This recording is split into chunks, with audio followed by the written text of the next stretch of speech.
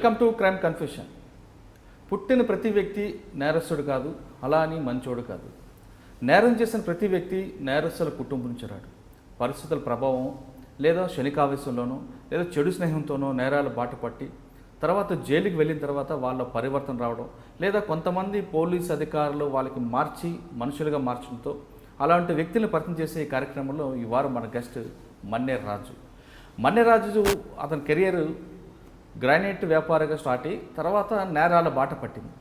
అతను ఒక వ్యాపారస్తుడిగా ఉన్న వ్యక్తి నేరాల బాట ఎందుకు పట్టాడు అంటే చెడు స్నేహమా, లేదా పరిస్థితుల ప్రభావమా, లేదా అక్రమ కేసుల అనే విషయాల్ని మన్నేరు రాజు నుండి తెలుసుకుందాం. అసలు మన్నేరు రాజు నేరాల బాట పట్టడానికి కారణాలు, ప్రస్తుతం ఏం చేస్తున్న విషయాన్ని రాజు నుండి తెలుసుకుందాం. రాజు నమస్తే. నమస్కారం. మన్నేరు రాజు ఫ్రమ్ నల్గొండ. సార్, మన్నేరు రాజు గతంలో సిబి ఆనంద్ గారు కమిషనర్ ఉన్న టైంలో ఉప్పళ్ళు ఆ ప్రాంతంలో ఛాయ్ దుకాణాలు ఓపెన్ చేస్తున్నప్పుడు మీకు కూడా ఒక ఛాయ్ దుకాణం ఓపెన్ చేస్తున్నట్లు బాగా గుర్తున్నాను సార్. అప్పుడు జానకి శర్మల గారు, రామ్ కుమార్ వీళ్ళందరూ ఉన్నారు. అవును. ఆ టైంలో ఛాయ్ దుకాణం పెడుతున్నప్పుడు సివి ఆనంద్ గారు మీడియాతో మాట్లాడుతూ మాట చెప్పారు, ఇది చాలా కేసులు ఉండేవి, మారిన వ్యక్తిని మేము ఈ విధంగా ఛాయ్ దుకాణం ఏదో ఒక ఉపాధి కల్పిస్తున్నాం. అవును సార్. ఛాయ్ దుకాణం ఆయన స్వయంగా వచ్చి ఓపెన్ చేశారు. సివి ఆనంద్ గారు సాధారణంగా రారు, కానీ ఒక కమిషనర్ స్థాయిలో వచ్చి మేము షాప్ ఓపెన్ చేశారు. ఓపెన్ చేసిన తర్వాత నీ వ్యాపారం బాగా నడుస్తుందా? సార్ మాట మీద నమ్మకం ఉండి అదే బాటలో వస్తున్నావా, లేదా తిరిగి మరొకసారి నేర చరిత్ర వైపు చూస్తున్నావా ఏం చూడండి అని చెప్పే ముందు అసలు నల్గొండ జిల్లాలో ఉన్న మన్నేరు రాజు గ్రానైట్ వ్యాపారంగా చేస్తున్న వ్యక్తి ఎందుకు నేరాల వైపు తిరిగారు? ఈ విషయాలకు చెప్పే ముందు ఒకసారి మీ ఫ్యామిలీ బ్యాక్గ్రౌండ్. మా ఫ్యామిలీ, నాకు ఒక అమ్మ, నాన్న, మా అన్నయ్య, ఇద్దరు అక్కలు ఉండేవారు. మా అక్క చిన్నక్కయ్య చనిపోయింది. చిన్నక్క భర్త కూడా చనిపోయాడు. వాళ్ళ పిల్లలు మా దగ్గరే ఉంటారు. ప్లస్ ఇంకోటి ఏంటంటే మా అమ్మ నాన్న వ్యవసాయంకి ఆధారపడే బతుకుతారు. ఎప్పుడు చిన్నప్పటి నుంచి కష్టపడి మా నాన్న మమ్మల్ని పెంచడం జరిగింది. సైకిల్ పంక్చర్ చేస్తూ 15 పైసలు పంక్చర్ కాడ నుంచి రాత్రి 8:30, 9 దాకా పని చేసి, మళ్ళీ ఉదయం ఎర్లీ మార్నింగ్ 2 గంటలకు లేచి పని చేసి సైకిల్ రిపేర్ చేసిన తర్వాత మళ్ళీ పొద్దున్నే 4:30, 5 గంటలకే మళ్ళీ అరక కట్టుకొని పొలానికి పోయి దున్ని కష్టం చేస్తూ మమ్మల్ని అందరం సాకి పెద్ద చేసి మమ్మల్ని ప్రయోజకులు చేశారు. సరే, మొన్న నేను 10th వరకు వచ్చేసరికి నాకు చదువు అవ్వలేదు. మా అన్నయ్య వాళ్ళు చదువుకున్నారు, మా అన్నయ్య టీచర్ చేస్తారు. మా అక్కయ్య కూడా మా మేనమామ గారికి ఇచ్చి ఊర్లోనే ఆమె వ్యవసాయం చేసుకుంటూ ఆమె 3 పిల్లలు పెట్టుకుంటుంది. మా పెద్దబాబు గారు కూడా చనిపోయారు, రీసెంట్లీ హార్ట్ అటాక్తో చనిపోయారు. అయితే మేము మా నాన్నగారి మాట నేను వినలేదు. నాకు ఎప్పుడు ఏదో ఒక వర్క్ చేయాలా, దేని మీద మనిషి అయినోడు వర్క్ నేర్చుకోవాలి. ఫస్ట్ వర్క్ నేర్చుకోకపోతే ఎక్కడ పోయినా కానీ మనం బతకలేము. ఎన్ని రోజులు ఈ కూలి పని చేస్తాము, ఊర్లో ఏం పని చేసుకొని బతుకుతాము అని చెప్పేసి నేనేం చేశానంటే సార్, హైదరాబాద్ వెళ్ళిపోయాను. యాక్చువల్లీ హైదరాబాద్ వచ్చిన తర్వాత కొన్ని రోజులు గ్రానైట్లో, ఉప్పల్ గ్రానైట్లో నేర్చుకున్నాను. ప్రకాష్ గ్రానైట్ అని ఉండేవాళ్ళు, రమేష్ సారు, ప్రకాష్ సారు, వాళ్ళు బాగా నేర్పించారు. నాకు ఇంట్రెస్ట్గా నన్ను చాలా ప్రేమతో నేర్పించారు. సొంత బిడ్డలాగా చూసుకొని నేర్పించారు వాళ్ళు. వాళ్ళకి ఎప్పుడు నేను రుణపడి ఉంటాను. సరే, వాళ్ళు ఇప్పుడు గ్రానైట్ తీసేశారు, కానీ దాంట్లో నేర్చుకున్నాను. అక్కడ నేర్చుకున్న తర్వాత మా నాన్నగారు నన్ను చూడకుండా ఉండలేదు. చిన్న అబ్బాయి నేను మా ఇంట్లో. అయితే వచ్చేసి తీసుకెళ్ళిపోయారు ఊరికి. నాకు ఈ పని వద్దు ఏమోదయ్యా అని మళ్ళీ తీసుకెళ్ళారు. తీసుకెళ్ళాక నేనేం చేశాను, ఊరు వెళ్ళిన తర్వాత కొన్ని రోజుల తర్వాత నాకేదో నచ్చలేదు. అయితే ఊర్లో మళ్ళీ ఇక్కడే అందరు చులకనగా చూడటం, హైదరాబాద్లో ఉండి వచ్చాడని చులకనగా చూడటం నచ్చలేదు. ఏం చేశాను, నల్గొండ వెళ్ళాను. నల్గొండలో గ్రానైట్ పడిందని చెప్పి గ్రానైట్కి వెళ్ళేసి బానూరి గ్రానైట్ అని చెప్పేసి గోవర్ధన్ కోమటి అయింది, ఆయన దగ్గర నేను నేర్చుకున్నాను. వర్క్ నేర్చుకున్న తర్వాత నా వర్క్ చూసి అది రాజస్థాన్ వ్యక్తులు, అతను టీ స్టాల్ నడుపుకునేవాడు. యాక్చువల్లీ అతను తీసుకెళ్ళి ఒక కాలిపోయిన కంపెనీ కొనిచ్చాను నేనే. మంచి ఫ్రెండ్షిప్గా వండుకుని ఛాయ్ తాగేటప్పుడు ఫ్రెండ్షిప్ ఒక కంపెనీ కొనిచ్చాను. కంపెనీ కొనిచ్చేసి ఆ కంపెనీలోనే నేనే వర్కర్గా ఉంటాం, సూపర్వైజర్గా ఉంటాం, దాని కాంట్రాక్టర్గా ఉంటాం. మొత్తం నేనే A to Z వర్క్. అతనికి ఏం తెలియదు. మిషన్లు కూడా రిపేర్ చేస్తాను నేను. మొత్తం రిపేర్ చేసేసి ఒక రేంజ్కి తీసుకొచ్చాను ఆ కంపెనీని. తీసుకొచ్చిన తర్వాత ఆ కంపెనీ ఒక పొజిషన్కి వచ్చేసింది. తన పొజిషన్ ఎలా మారిందంటే, అతను చిన్న టీవీఎస్ ఎక్సెల్ మీద తిరిగేవాడిని. టీవీఎస్ ఎక్సెల్ మీద తిరిగేవాడిని. నేనేం చేశాను, ఒక బండి నుంచి టాటా సుమో నుంచి లాస్ట్కి మన అక్కడ పక్కన మరిగూడెంలో గ్రానైట్ ఒకటి పడుతుందని సెలెక్ట్ చేశాను. నేను అది కూడా సెలెక్ట్ చేస్తాను సార్. అయితే అది సెలెక్ట్ అయింది. అయిన తర్వాత ఈయనకు చెప్పాను. ఈయన చెప్తే సరే నేను ఒక 25 లక్షలు రెడీ చేసుకుంటాను అన్నాడు. ఓకే, ఆ ఊరు వాళ్ళని నేను నమ్మించాను. ఏంటి ఇది గ్రానైట్ అని చెప్పలేదు, చెప్పకుండా ఇదంతా రాళ్ళు మొత్తం సాఫ్ చేసి ఇస్తాం, మాకు ఇస్తావా కాంట్రాక్ట్ అని చెప్పేసి అతను నమ్మించి నేను ఇతనికి ఇప్పించడం జరిగింది. అంటే ఊరు వాళ్ళని మోసం చేసి కాదు, అతను మొత్తం గుట్ట అది ఉట్టిదే. వాళ్ళు ఎన్ని రోజులు నాకు భూమి చేయలేరు కదా. వాళ్ళు ఏంటంటే బర్రెలకి దానికి 200కి 300కి సంవత్సరానికి ఇచ్చేవాళ్ళు గడ్డికి. నేను ఈ భూమి మొత్తం సాఫ్ చేపిస్తాను, మాకు ఇస్తావా ఈ గుట్ట అన్నాను. ఓకే తీసుకోండి పర్లేదు చేయండి సార్ అన్నాను. ఇంకా తెల్లారది గ్రానైట్ అని ఎవరికి అర్థం కాల. తర్వాత గ్రానైట్లో తీసేసి రాళ్ళు జేసీపీలను పెట్టి తీసేసి ఇతను పెద్ద డెవలప్ అయిపోయాడు. డెవలప్ అయిపోయిన తర్వాత నన్నే కాంట్రాక్టర్ పెట్టుకున్నాడు. దాంట్లో శేషగిరి అని పాత కాంట్రాక్టర్ని తీసేశారు. శేషగిరి అని ఒక అతను ఆ కంపెనీలో మేము కొనక ముందు నుంచి ఉన్న కంపెనీ కాలిపోయిన కంపెనీలో సూపర్ కాంట్రాక్టర్ ఆయన తీసేశారు. తీసేసిన తర్వాత అతను ఏం చేశాడు, కక్ష పెట్టాడు మా మీద. మా దగ్గర సూపర్వైజర్లు ఈ ఎవరైతే మా ఓనర్ ఉన్నారో ఓనర్ తమ్ముళ్ళనే ఊరు నుంచి తెచ్చి ఇక్కడ పెట్టుకున్నాడు. పెట్టుకున్న తర్వాత వాళ్ళేని కొంచెం డ్రింక్ బాగా చేస్తారు, డైలీ డ్రింక్ చేసినప్పుడు మాకు డ్రింక్ అవన్నీ అలవాటు చిన్న పిల్లం కాదు. అయితే వాళ్ళు ఏం చేశారు, రోజు ఈయనతో తాగుడు బయట కంపెనీ చూడు మాకు ఆపోజిట్ ఉన్న కాంట్రాక్ట్ తోటి అలా నడిచిపోతుంది. నడిచిపోయే క్రమంలో ఏమైందంటే నేను కాంట్రాక్టర్ ప్లస్ సూపర్వైజర్గా ఉన్నాను. ఇక సార్ ఏం చేశాడంటే నేను ఊరెళ్ళి వస్తానని చెప్పేసి రాజస్థాన్ వెళ్ళాడు. ఆయన చాలా సంవత్సరాల నుంచి వెళ్ళలేదు. ఒక రేంజ్కి ఎదిగాడు కాబట్టి ఎవరికైనా ఊర్లోకి పోవాలి, ఒక రేంజ్కి ఎదగాలని ఉంటుంది కాబట్టి అతను టాటా సుమో తీసుకొని వాళ్ళ భార్య ఫ్యామిలీ పిల్లలందరిని తీసుకున్నాడు. అతను కూడా నన్ను కన్నకొడుకు కంటే ఎక్కువ చూసుకున్నాడు. మనం ఎందుకంటే అతను అన్నం తిన్నాం కాబట్టి మనం మర్చిపోకూడదు. అయితే ఆయన వెళ్ళిపోయినాక వీళ్ళు విచ్చలవిడిగా తయారైపోయారు వీళ్ళిద్దరు. ఇంకా అతను డైరెక్ట్ కంపెనీలోకి రావటం, తాగటం వాళ్ళతో పాటు చేయడం చేశారు. చేసిన క్రమంలో మా వర్కర్స్ ఉంటారు కదా సార్, నా దగ్గర 30 మంది వర్కర్స్ పనిచేసేవారు. అందులో 5గురికి నేనంటే ప్రాణం. నేను మా ఊరు వచ్చాను, మా ఊరిలో ఉన్నాను.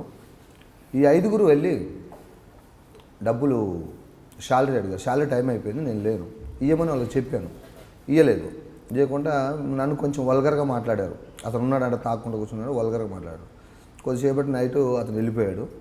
వీళ్ళకి ఏమనిపించిందో ఎలా చేశారో నాకైతే తెలియదు, మర్డర్ ఎలా చేశారో తెలియదు. మొత్తానికైతే వాళ్ళిద్దరిని చంపేశారు. ఇద్దరిని చంపేశారు. సూపర్వైజర్ ఇద్దరిని చంపేశారు. మా ఎంప్లాయీస్. చేసిన తర్వాత నాకు ఫోన్ వచ్చింది. నేను ఇమీడియట్లీ వచ్చేసాను. మరి వెనక ముందు ఆలోచించకుండా వచ్చేసాను. వచ్చి డైరెక్ట్ పోలీస్ స్టేషన్కి వచ్చాను. నేను ఆల్రెడీ శవాల కాడికి వచ్చాను, చూసుకున్నాను, డైరెక్ట్ పోలీస్ స్టేషన్కి వెళ్ళిపోయాను. నేను సరే ఎవరో చంపేశారు ఇట్లా సంగతి అని చెప్పేసి అయిన తర్వాత మళ్ళీ వీళ్ళు నాకు ఫోన్ చేశారు. మేమే అన్న చేసినామన్నా, మర్చిగా ఆవేశంలో చేసినామన్నా, దయచేసి అన్న కాపాడంటే సరే నేను పోలీస్ స్టేషన్కి వెళ్ళాను. ఎస్ అప్పుడు సిఐ గారు వాళ్ళు నాకు పెద్ద పరిచయం లేదు. ఎస్ఐ గారు శ్రీనివాసరావు సార్ పరిచయం. అతని దగ్గరికి వెళ్ళాను. చెప్తే సరే రాజు నేను సిఐ గారి దగ్గర తీసుకెళ్తాను మాట్లాడన్నాడు. సరే సార్ అన్నాను. సిఐ గారి దగ్గర తీసుకెళ్లారు. వీడిని కూర్చోబెట్టి ఫస్ట్ అన్నారు. అయిపోయింది నా పని. ఇంకా నన్ను లోపలేసేసారు. ఓనర్ని పిలిపిస్తే ఓనర్ ఏం చేశాడు, మరి ఎవరేం చెప్పారో ఏం తెలుసుకుంటో తెలియదు. ఇన్ని రోజులు చేసిందంతా మర్చిపోయిండు. ఒక్కసారిగా వీడిని తీసుకుపోయి తొక్కండి, వాడు నాకు నమ్మక ద్రోహం చేసి నేను కన్న కొడుకులా చూసుకున్నాను అని చెప్పేసి అన్నాను. అంటే నేనేం చేశాను నాకు తెలియకుండా నేనేం పాపం చేశాను నాకు తెలియదు. మొత్తానికైతే జరిగిపోయింది. నాకు దాంట్లో 302 కేసేసి నన్ను A1 పెట్టేశారు. చేపించింది నేనే అని, చేసింది వాళ్ళంటారు, కేసు పెట్టి లోపలేశారు. అంటే 302 అనేది చేపించింది మీరైతే మీ మీద రాదే లేనని చెప్పి అంటున్నారు కదా. అయితే నేను అది లేను, వాళ్ళు ఉన్నట్టుగా క్రియేట్ చేశారు. అంటే మెయిన్ క్యాండిడేట్ నేనే. అప్పుడు 120B వస్తుంది కదా, 120B పెట్టాలి యాక్చువల్లీ. వాళ్ళు అది పెట్టారు, మనకేం తెలియదు కదా దాని గురించి. పెట్టారు. తర్వాత ఆ కేసు కాంప్రమైజ్ అయ్యారు వాళ్ళే. నేను కాదని తెలుసుకున్నాడు ఆయన ఓనరు, బాధపడ్డాడు. కోర్టుకు వచ్చి ఫస్ట్ చెయ్యని నేరానికి జైలుకి వెళ్ళాను. అప్పుడు ఎలా ఉన్నానంటే పక్క ఇంట్లోకి పోయి నాకు ఏం తెచ్చుకోవడం కూడా తెలియదు. అంత అమాయకత్వంలో ఉన్నాను నేను. అంత కంపెనీ కాంట్రాక్టర్ చేసుకుంటూ ఎవరింటికి పోయి ఏం తెచ్చుకోవడం కూడా తెలియదు నాకు ఈ మూర్ఖ పనులు తెలియదు. ఎంతసేపు బిజినెస్ ఆలోచన, దీన్ని ఎలా చేయాలా, దీన్ని ఎలా డెవలప్ చేయాలి, ఇది ఆలోచనలో ఉండేవాడిని. తర్వాత ఇక బయటకు వచ్చిన తర్వాత నాకు మా ఊరికి వచ్చాను. నాకేం అర్థం కావట్లేదు అసలు. నేను ఫస్ట్ టైం జైల్లోకి వెళ్ళినప్పుడు ఏ విధంగా ఉంది? ఫస్ట్ టైం జైల్లోకి వెళ్ళినప్పుడు డకాడీ వాళ్ళు ఉండేవాళ్ళు ఎక్కువ.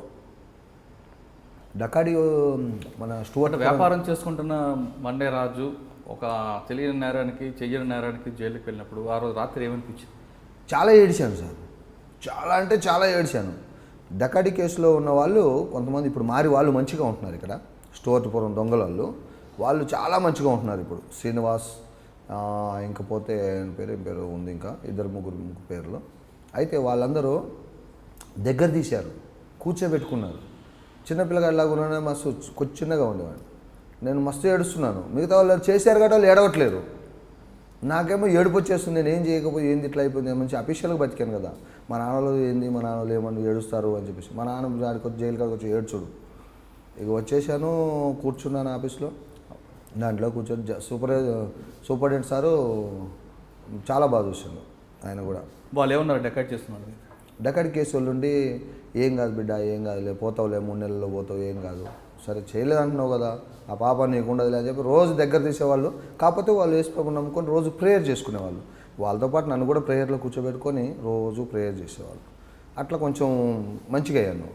బయటకు వచ్చాను బాగానే. బెయిల్ తీశాడు మా నాన్నగారు, బెయిల్ తీశారు, ఊరు తీసుకెళ్ళిపోయారు. ఊరిలోనే ఉన్నాను. ఊరిలో ఉన్న ఎన్ని రోజులు హైదరాబాద్లో తిరిగాను, నల్గొండలో తిరిగాను, మంచిగా ఒక రేంజ్లో ఎదిగాను. ఊరిలో ఎవరికి ముఖం చూపించలేకపోతున్నాను. ఎందుకంటే మా ఊరు మొత్తం రిలేషన్, ఒకే కుటుంబంలా ఉంటుంది ఊరు కమ్మగూడెం. అయితే అక్కడ నాకు ముఖం చూపించలేకపోయాను. ఏం చేయాలో తెలవని పొజిషన్. అయినా కానీ మా నాన్న ఏదో ఒకటి చేసుకుందులయ్యా, వద్దయ్యా అన్నాడు. బట్టల షాప్ పెట్టాను. నేను చిన్నగా బట్టల షాప్ పెట్టుకున్నాను. ఊరు తిరిగి టీవీఎస్ ఎక్సెల్ వేసుకొని బట్టలు అమ్ముకునేవాడిని. ఈ క్రమంలో మా ఊరిలో లెంకల్పల్లి అని ఒక ఊరు ఉంటుంది. ఆ ఊరిలో ఒక 5 మెంబర్సు బాగా తోడయ్యారు నాకు. తోడయ్యేసి తుపాకులు తీసుకొని డబ్బులు వసూలు చేద్దాం, చేసినావు అయిపోయింది, ఇట్లా చేసినా జైలే, అట్లా చేసినా జైలే అని చెప్పేసి మోడిఫై చేసేసారు. అయితే దాంట్లో నాకు ఏం చేశారంటే కళ్ళుకు బానిస చేశారు.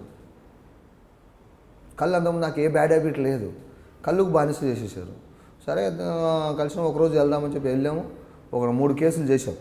ఎలా, ఎవరు తుపాకి ఎక్కడ తీసుకొచ్చారు? వాళ్ళే తెచ్చారు. బ్రహ్మచారి అని వాళ్ళే. ఆయన పేరు బ్రహ్మచారి, గుండోజు బ్రహ్మచారి ఆయన పేరు. ఆయన కట్టమిషన్ ఉంది. ఆయన మరి ఎలా తెచ్చాడు, ఎలా చేయించాడో తెలియదు. ఫస్ట్ ఎవరిని బెదిరించారు? ఫస్ట్ ఒక అతను, వాళ్ళ ఊర్లోనే ఒక అతను ఉంటాడు, లంకల్పల్లి అనే ఊర్లో. అతను బెదిరించాం. ఏమని? డబ్బుల కోసం తుపాకులు పెట్టాడు, బెదిరించాడు. నక్సలైట్స్ అని నేను చెప్పుకోలేదు అప్పుడు, అంత నక్సలైట్స్ అంటే అనుభవం లేదు. అది మామూలుగా బెదిరించాము. అంటే డకాడోలో చూసాం, కావాలి చెప్పుకుంటే విన్నాం కదా జైల్లో. వాళ్ళంతకుముందు గుండోజు బ్రహ్మచారి అంటే ఆయన 2 సార్లు జైలు పోయొచ్చు, అంటే వేరే కేసుల్లో పోయొచ్చు. కానీ ఆయనకు అన్ని అనుభవం.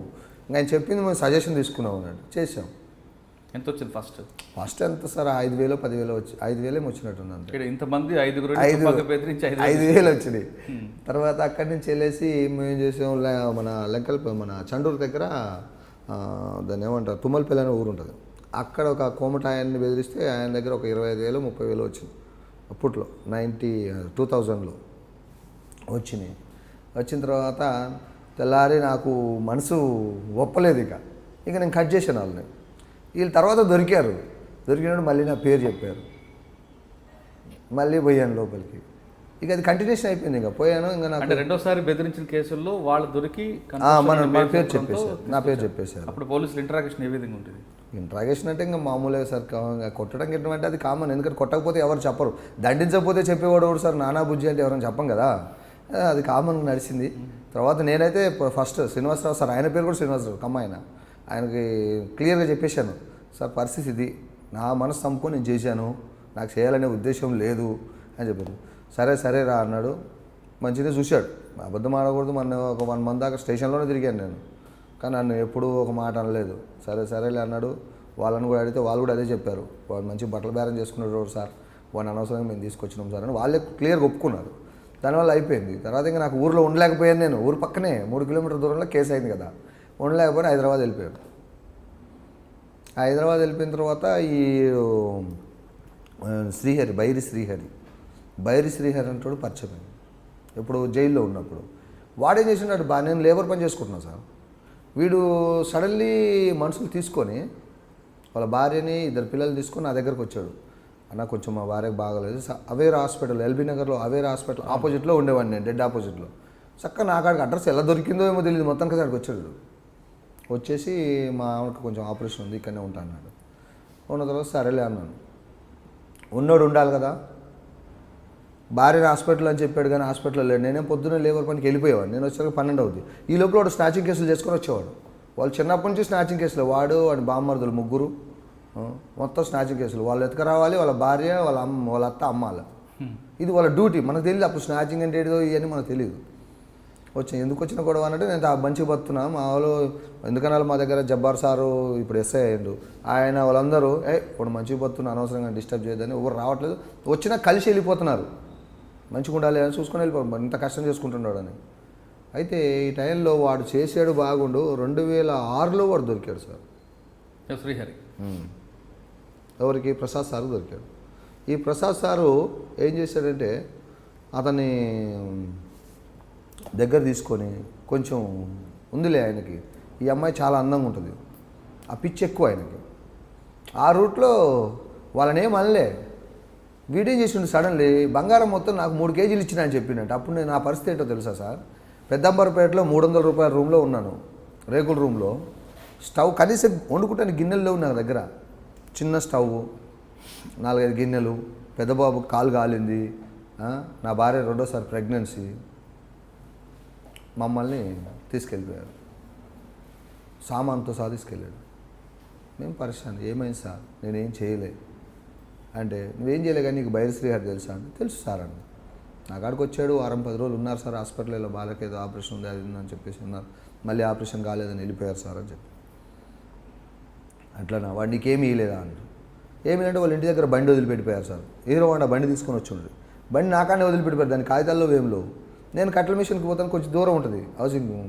నేను దాడికి పోతున్నా వస్తున్నా నాకేం తెలిసింది దీనికి అప్పుడు నాకు బండ్లు తోలనికి అని ఆ బండి మీదనే నేర్చుకోండి బండి కూడా తర్వాత వాడు ఏం చేశాడు నా రికవరీ మొత్తం నా మీద చెప్పాడు కదా ప్రసాద్ సార్ ఏం చేశాడంటే తీసుకెళ్ళి నువ్వేం చేయలేదురా నేరస్తుడు అయితే కాదు అది మాకు కన్ఫర్మ్ కానీ బంగారం ఎక్కడ పెట్టినో చెప్పు బంగారం నేను ఎక్కడ పెట్టాను సార్ బంగారం ఉంటే అట్టెందుకుంటా నా భార్య మేడలో ఎండి పుస్తకి వెండిది కట్టుకొని వెండి పుస్తకి నేను బంగారం పోత పంపించుకొని షోగా అట్ట పెట్టుకున్నా సార్ నేను కనపడకుండా అంత బతుకుతున్నా నేను మీరు ఎట్లా అడుగుతున్నారు సార్ నా దగ్గర బంగారం ఎక్కడ ఉందంటే 45 డేస్ నన్ను టార్చర్ పెట్టాడు సార్ భరత్ సింగ్ సార్ ఎక్కడున్నాడో దేవుడు అనుకోవాలి సార్ ఈరోజు మొక్కాలి ఆయన నన్ను చూడగానే అన్నాడు వాడు నెరసుడు కాదు అనవసరంగా తీసుకొచ్చినాడు ఎవరు భరత్ సింగ్ సిఐ గారు అప్పుడు రాజేంద్ర నగర్ సీసీఎస్ చేస్తున్నారు వాడు నేరస్తుడు కాదు వాడిని నేను ఇంట్రాగేషన్ చేయను డైరెక్ట్ కమిషనర్ సార్కి ఫోన్ చేసి చెప్పిండు సార్ డైరెక్ట్ చెప్పేసిండు వాడు నేరస్తుడు కాదు సార్ నేను అనవసరంగా డిస్టర్బ్ చేయను అని ఆ పాప నాకు వద్దు సార్ నా పిల్లలకి నాకు తగులుతుంది అని చెప్పింది 2 డేస్ ఆయన దగ్గర ఉంచుకొని అన్నం పెట్టాడు తినబెట్టాడు మొత్తం నా గురించి ఊర్లో అన్ని ఎంక్వైరీ చేయించాడు నువ్వు ఏదైనా ఉంటే నువ్వే చూసుకో నా దగ్గర రాకని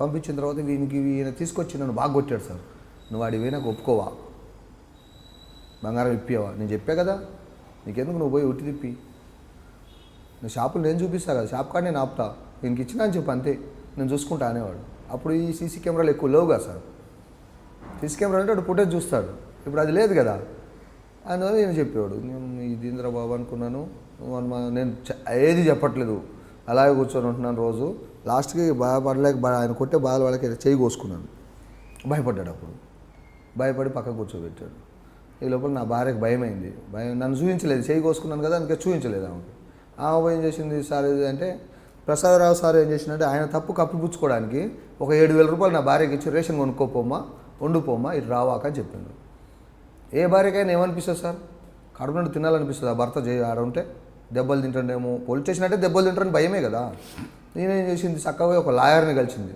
జశ్వంత్ అనే లాయరు కలిసింది ఆయన నల్గొండలో నాకు పరిచయం ఆయన ఇప్పుడు ఎల్బీ నగర్లో చేస్తుంది ప్రాక్టీస్ ఆయన కలవగానే ఆయన ఏం చేశాడు ఇడిపిస్తాలే అమ్మ నీకేం టెన్షన్ పడకు ఆమెకేం తెలుసు అప్పుడంటే ఇడిపియడం అంటే లాయర్ వచ్చి మామూలుగా టీవీలో వచ్చి ఇడిపిస్తారు కదా అట్టు ఇడిపిస్తున్నాను అనుకుంది ఈయన పోయి ఏబిఎస్ కార్పస్ పిటిషన్ వేశాడు ఈమెను పిలిపించి కూర్చోబెట్టి ఏమ్మా ఏబిఎస్ కార్పస్ పిటిషన్ వేసిన నాకు తెలియదు సార్ అడ్వకేట్ని అయితే కలిసిన నేను అడ్వకేట్ ఇడిపిస్తా అన్నాడు అసలు ఏం వేసిండో ఏం చేయలేదంటే నువ్వు లాయర్కి ఫోన్ చేసి నేను విత్డ్రా చేసుకుంటున్నా అని చెప్పు అంటే చెప్పింది మీ ఆయన వదిలిపెడతాం కేసులు ఏం లేవు అది అంటే రాత్రి చక్రపాణి ఇప్పుడు సిఐ సార్ అని ఏసీపీ అయినట్టుంది ఇప్పుడు ఆయన plus Prasad sir plus Yadagiri Reddy sir ఈ ముగ్గురు కలిసి ఇంకో రవీంద్ర రెడ్డి సార్ ఉప్పల్ చేసిండు అప్పుడు ఆయన ఈయనేమో సరూర్నగర్ చేస్తుండే Yadagiri Reddy sir Chakrapani sir LB Nagar చేస్తున్నారు వీళ్ళందరూ కలిసి నలుగురు కలిసి రాత్రి ఒక రికార్డ్ తయారు చేశారు సార్ శ్రీహరికి ఎన్ని కేసులు ఉన్నాయి 73 కేసులు 73 కేసుల్లో నన్ను ఇన్వాల్వ్ చేశారు సార్ ముద్దాయిగా చేసినట్టే అఫెండర్నే ఇన్వాల్వ్ చేశారు. నా భార్య రిసీవర్ అన్నట్టు ఇన్వాల్వ్ చేశారు. రికవరీ అయిందని చెప్పి పెట్టారు. తులం రికవరీ లేదు. రికవరీ లేకుండా కేసు పెట్టారు. కేసు పెడితే ఎల్బీనగర్ కోర్టులో ఎవరినైనా అడగండి సార్, నేను ఎలా తిట్టానంటే 2007 ఫిబ్రవరి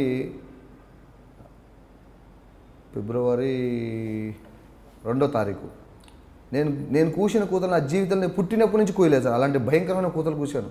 మేజిస్ట్రేట్ని కూడా తిట్టేశాను నేను. అన్యాయం ఈ కేసు లేదు సార్, అసలు మాకు సంబంధం లేని దాంట్లో మమ్మల్ని ఇన్వాల్వ్ చేస్తున్నారు, మన రోడ్డు మీద ఉండకుండా బతకకుండా చేస్తున్నారు. చూడండి సార్, నా అమ్మాయి ప్రెగ్నెన్సీ సార్, బాబుకు కూడా బాగలేదని చెప్పి బతిలాడితే కూడా, బాబు ఏదైనా ఉంటే నువ్వు తర్వాత చెప్పుకో బాబు, బెయిల్ తీసుకో, తర్వాత మాట్లాడుకో, కోసి కొట్లాడుకో అన్నాడు జడ్జి గారు. వీళ్ళని బాధించాను. వాస్తవంగా అయితే చంపేస్తానని చెప్పాను సిఐని. బయటికి వచ్చిన ఫస్ట్ టైం నిన్నే చంపేస్తాను, నాకు ఏరే పని లేదని చెప్పాను. అయితే తర్వాత చేశారు సార్ లోపల. రికవరీ లేనప్పుడు 75 కేసు స్నాచింగ్ పెట్టినప్పుడు ఆ పైన superior officer ACP, DCP, CP ఉంటారు కదా, వాళ్ళు ఎందుకు అబ్జెక్షన్ చేస్తారు? రికవరీ అయినట్టు ఎలా చూపించారంటే బైరి శ్రీహరి భార్యతోటి వాళ్ళ అన్న నరహరి, ఆయనకు పెరాలసిస్ వచ్చిపోయి ఉన్నాడు, అతన్ని ప్లస్ వీళ్ళ అమ్మని తీసుకొచ్చేసి షాపులన్నీ రికవర్ చేశారు సార్. ఆల్రెడీ 81 తులాస్ రికవర్ చేశారు.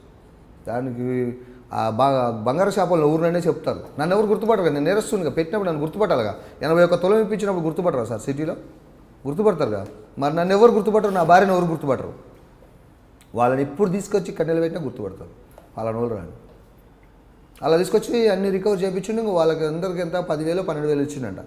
వాళ్ళని వదిలేసిండు, మమ్మల్ని వేసిండు. అంటే ఆయన పగ అంతే, ఒక కోపంతో చేసాం. లేకపోతే వదిలేసేవాడేమో, కోర్టులో కేసు పడటం వల్ల ఆయనకి కోపం ఆగలేదు. నా మీద ఇంతవరకు వేయలేదు, ఎవరు వేసారనే కోపంతో పెట్టేసి తర్వాత అట్టయినా కానీ జడ్జి గారిని వాళ్ళు లోపల లోకాదాలు బతలాడుకొని, నేను లోకాదాలతో వస్తుంది ప్రతి 1 మంత్కి ఒకసారి సాటర్డే వస్తుంది.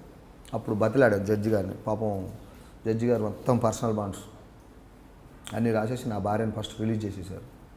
తర్వాత మా అమ్మ వాళ్ళ దగ్గర పోయి కాలు మొక్కి దండం పెట్టేసి మా భార్య నన్ను కూడా తీసినాక నేను నేరస్తుని కానని అయితే వేరే వాళ్ళకైతే నేను నేరస్తుని తెలుస్తుంది. ఎందుకంటే చేయలేదంటే ఎవరు నమ్మరు అని కేసులు ఉన్నాడు. ఈయనకైతే తెలుసు కదా సార్, నేను ఇక్కడి నుంచి వెళ్ళి ఇక్కడ బతకనిత్తలేరని చెప్పి మాచర్లు వెళ్ళేసి సెక్యూరిటీ గార్డ్ పని చేసుకొని బతుకున్నాను సార్. బతుకుతుంటే రాత్రి ఎలా ఎంక్వైరీ చేసిండో తెలియదు, వచ్చేసి ఇంటి మీద పడ్డాడు. ఈ లోపల నేను నాకు ఎలా ఫోన్ వచ్చిందంటే, కొంచెం ముందలనే కంపెనీలో పనిచేసే ఇంకో గార్డు ఉన్నాడు కదా, ఆ గార్డు దగ్గరకు వచ్చారు. కంపెనీలో పనిచేస్తున్నట్టు తెలుసు. ఆ గార్డును పట్టుకోగానే గార్డు ఏం చేసిండు, ఏం లేదు సార్ టాయిలెట్ పోతాడు, అవతలకు వచ్చి నాకు ఫోన్ చేసి, అన్న ఎవరో పోలీసు వాళ్ళు వచ్చారన్న నీ కోసము, చాలామంది వచ్చారు, జీబుల్లో వచ్చారన్నాడు. నా కోసం ఎవరు వస్తారో బాబు, వస్తే ఈయన రావాల్సింది, ఇంకెవరైతే రారు, పగబట్టున్నాడు ఈయన ఒక్కడే అని చెప్పి నేను జంప్ అయిపోయినా కొంచెం బండి తీసుకొని పోయి అద్దరైతే సార్ మన దాచేపల్లి దగ్గర చర్చిలో నా అది ఎలా ఉందంటే, చిన్న అబ్బాయి 2 నెలల బాబు సార్,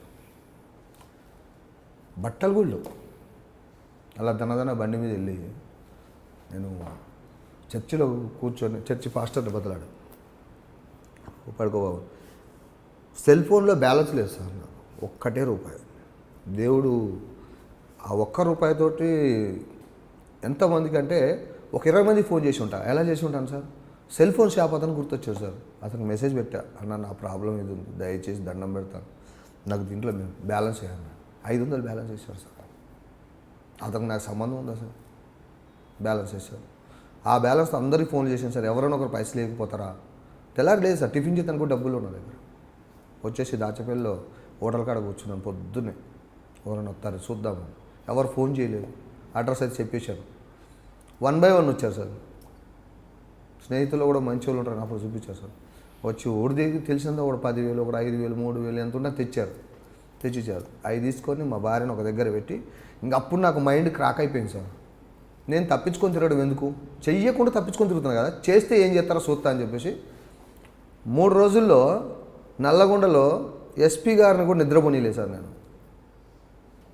విజయ్ కుమార్ ఎస్పీ గారు ఉన్నారు, నిద్రపోనీలే. నేను సూర్యాపేటలో కొట్టాను, స్నాచింగ్ బైక్ మీద అసలు డేంజర్గా కొట్టాను సార్. అసలు నేను ఎంత మూర్ఖంగా చేశాను, నేను ఎన్నడూ టచ్ లేనోడిని మూర్ఖం అంటే ఏందో చూపించాను. నేను చచ్చిపోయినా బాధలేదు అనుకున్నాను నేను. ఇలా ఫస్ట్ షో అదిగా నాతో షో అది ఫస్ట్ సూర్యాపేటలో బైక్ స్నాచింగ్. బైక్ ఎక్కడిది మరి నీకు సార్? బైక్ ఎక్కడిది? బైక్ నా దగ్గర ఉంది సార్, సిటీ హండ్రెడ్ బైక్. అప్పటికే కొత్త బండి ఉంది నాకు. అప్పటికే ఈయన అరెస్ట్ చేయకముందు నుంచి నాకు బైక్, ఊర్లో బైక్ ఉంటుంది మా ఊర్లో, మా అన్నది. అయితే నాకు రాదు బైక్ డ్రైవింగ్ రాక నేను హైదరాబాద్ వెళ్ళొచ్చాను. వీడి బండి మీద నేర్చుకున్నాను కదా, ఈ బైకు తెచ్చుకున్నాను ఇక వచ్చేటప్పుడు. నాకు సెక్యూరిటీ గార్డ్ చేసుకుంటానికి బాగా రైల్వే గేట్ కాడ ఉండేవాడిని. ఆ నుంచి ఇదికి కంటిన్యూషన్గా మాచర్లకు వచ్చేవాడిని. మంచిగా ఉండే నాకు. నన్ను ఎవరు ఏమనుకుంటే అరే వీడు ఖరాబ్ అయిన ఫస్ట్ సూర్యాపేటలో స్టార్ట్ చేస్తావు. చేశాను. సూర్యాపేట ఆడగొట్టాను. మిర్యాల ఒకటే రోజు చూడండి, సూర్యాపేట కొట్టాను, నకరకలు కొట్టాను, పక్క వెళ్ళిపోయాను. తెల్లారి పొద్దున్నే నల్గొండ కొట్టాను, మిర్యాల కూడా కొట్టాను. వాళ్ళకేం అర్థం కాలేదు జనానికి. అరే ఏంది ఇట్లా అయిపోయింది పోలీసు వాళ్ళు పరిశానలో ఉన్నారు. ఆ నుంచి వచ్చాను తిప్పర్తిలో కొట్టాను. 2 రోజుల్లో 5 కేసులు చేశాను. అక్కడే పక్కనే చేశాను. ఓన్లీ నల్లగొండలోనే చేశాను. నల్లగొండలో చేయడానికి కారణం ఎందుకని మీరు అడగవచ్చు. హైదరాబాద్లో జరిగింది, నల్లగొండలో చేయొచ్చాను. నల్లగొండకి నేను నా కన్న తల్లి కంటే ఎక్కువ చూసుకుంటా సార్, నిజం చెప్తున్నా. ఎందుకంటే నా ఉన్న ఊరు నా సొంతం కాబట్టి. నా నల్లగొండ జిల్లాలో నేను చెయ్యకుండా నా మీద ఈ కేసులు పెట్టారు. అంతకుముందు ఈ 70 కేసులు పెట్టినప్పుడు నల్లగొండ వాళ్ళు కూడా 3 కేసులు పెట్టారు నా మీద. నేను అలాంటివన్నీ కాదని తెలుసు మీకు అంతా నా గురించి తెలుసు. ఇప్పుడు తన కొడుకు గురించి తండ్రికే తెలుసు. అలాంటి తండ్రి కేసు పెడితే బాధ అనిపించదా? ఛాలెంజ్ తీసుకొని నల్గొండలో చేసిన, హైదరాబాద్లో చేయలే నేను. అక్కడి నుంచి వాళ్ళు కూడా ఆలోచించారు. శ్రీధర్ రెడ్డి సార్ అని మంచివాడు ఉండేది ఎస్ఐ. నల్లగొండలో స్నాచింగ్ చేశారు, పోలీసులకు ఒక సవాల్ విసిరారని చెప్తున్నాను. అంతకుముందు ఒక మాట చెప్తావు, నా భార్యకి పుస్తల తాడు లేదు, వెండి పుస్తల మీద బంగారం కోటింగ్ చేసుకున్నాను, అది గొప్ప దానికోసం పెట్టుకున్నాను అంటే ఒక మహిళకి పుస్తల తాడు విలువ ఏంటో నీకు తెలుసు, మీకు తెలుసు. ప్లస్ మీ అమ్మగారు కూడా పుస్తల తాడు, మీ అక్కలు పుస్తల తాడు ఉంటాయి. ఒక మహిళకి పుస్తల తాడు విలువ తెలిసిన మన్నెరాజు సూర్యాపేట నుంచి నల్గొండ, మిర్యాలగూడ స్నాచింగ్ చేయడంలో దాని అర్థం ఏంటి? దాని అర్థం ఉంది సార్. ఎలాగంటే ఎందుకంటే ఆ సాటి మహిళ ఆమె కాదు, ఆమె పుస్తల తాడు తెంపుతున్నప్పుడు బాధ అనిపించదా? బాధ అనిపించేది. ఎందుకు బాధ అనిపించలేదంటే తర్వాత నేను ఇప్పుడు పుస్తల తాడు తీసుకోబోతున్నా సార్, నా ఫేస్ కట్ నువ్వు చూసినావు కదా, చూసినోడి గురించి చెప్పరాదు. అమ్మ నాకు ఈ నేరాలతో సంబంధం లేదని నేను బతలాడితే, లేదు బాబు నేను గుర్తుపట్టిన యాక్చువల్ అని చెప్పి కోర్టు బయట చెప్పి కోర్టులోకి వచ్చినాక ఏనే తీసిండు గోల్డ్ కోసం. అది తర్వాత ముందు నువ్వు సూర్యాపేటలో స్టార్ట్ చేస్తున్నప్పుడు ఫస్ట్ 73 కేసుల్లో సాక్ష్యం చెప్పింది అనుకో చెప్తున్నా సార్. వాళ్ళు కోర్టు అక్కడ శనాఖత్ పెడతారు, జైల్లో శనాఖత్ ఐడెంటిఫికేషన్ పెరేడ్ పెడతారు. పెరేడ్లోకి వచ్చేసి వాళ్ళు బయట ఫోటోలు చూపిస్తే ఆ ఫోటోలు చూసి వచ్చి పోలీస్ స్టేషన్లో ఉన్నప్పుడు మమ్మల్ని చూపించినందుకు నువ్వు వచ్చేసి డైరెక్ట్గా ఈయన తీసిండు. వేరే వాళ్ళు చేస్తే నువ్వు వేరే మహిళల మీద పగ తీర్చుకోవడం కరెక్ట్ కాదు కదా. కరెక్ట్ అంటే వాళ్ళు ఎంతమందిలో నేను అనాలి సార్, నేను కూడా అనుభవించిన బాధ. మన్నెరాజు అనే వ్యక్తి నేరం చేయడు, తప్పని పరిస్థితుల్లో నేరాలు బాట పట్టాడు. అవును, చేయని నేరానికి 302లో ఎంటర్ అయ్యాడు. ఆ బాధ ఏంటో నీకు తెలుసు, కోర్టులో జైల్లో అనిపించావు. ఇక్కడ 2 తప్పులు చేసినట్లే కనిపిస్తుంది. ఒకటి, ప్రసాదరావు అనే పోలీసులు చేసిన కోపం మీద నల్గొండలో క్రైమ్ చేశావు. కానీ నల్గొండ అన్న సొంత జిల్లా కాబట్టి అక్కడ కూడా కేసులు పెట్టారు. పగ తీసుకోవడానికి ఫస్ట్ సూర్యాపేటలో స్టార్ట్ చేశాను స్పష్టంగా చెప్పాను. 2, మహిళల పట్ల మీకు గౌరవం ఉంది, మహిళలకు పుస్తల తాడు విలువ తెలిసిన మన్నెరాజు పాత కేసుల్లో వాళ్ళు చెయ్యని నేరానికి నన్ను ములాఖత్ పెరేడ్లో నన్ను గుర్తుపట్టారు, లేకపోతే మన ఫేస్ పెరేడ్లో గుర్తుపట్టారు కాబట్టి నేను సూర్యాపేటలో మహిళల మీద దాడి చేశాను. ఈ రెండింటికి పొంతన కుదరట్లేదు. అంటే మహిళలు పుస్తల తాడు విలువ ఎంత అనేది ఒక హిందువుగా నీకు చాలా తెలుసని నేను అనుకుంటాను. తెలుసు సార్. కానీ పుస్తల తాడు తీయకుండా నీవు పోలీసుల మీద కక్ష తీసుకోవాలనుకుంటే, పగ తీర్చుకోవాలనుకుంటే స్నాచింగ్లు కాకుండా చాలా క్రైమ్ ఇచ్చావు. అంటే క్రైమ్ చేయమని చెప్పడం కాదు, చేసే మార్గాలు చాలా ఉంటాయి.